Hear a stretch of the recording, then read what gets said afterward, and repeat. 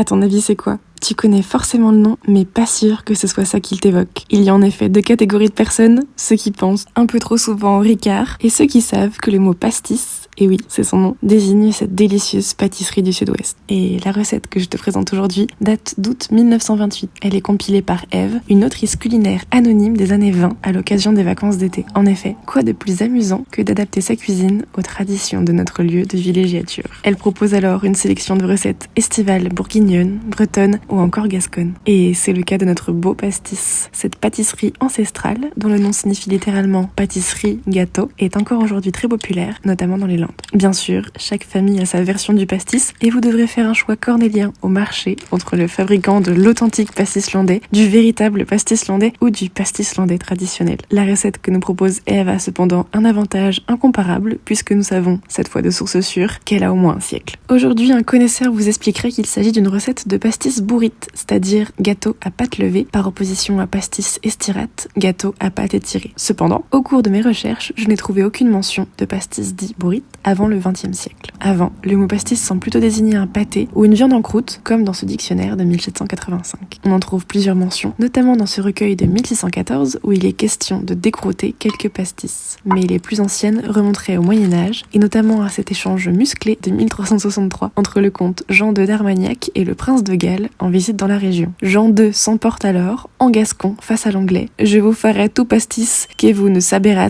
rompre la croste ». Ce que je traduirai par « Je vous ferai un pastis dont vous ne saurez rompre la croûte » et que le philologue Simain Palais traduit à son tour par « Je vous mettrai dans une situation telle que vous ne pourrez pas en sortir ». Mignon, non ? Comme beaucoup de recettes régionales, l'essentiel de son histoire a probablement été oral, mais il nous reste encore la trace qu'il a laissée dans nos livres de cuisine. Si vous voyagez dans le Sud-Ouest cet été, je vous recommande vivement de goûter au pastis et même de refaire cette délicieuse recette. Je t'ai mis toutes les instructions dans la description. En attendant, mon pseudo, c'est Aurore. Je décortique l'histoire à travers la cuisine et si tu veux de nouveau cuisiner avec moi, je t'invite à t'abonner.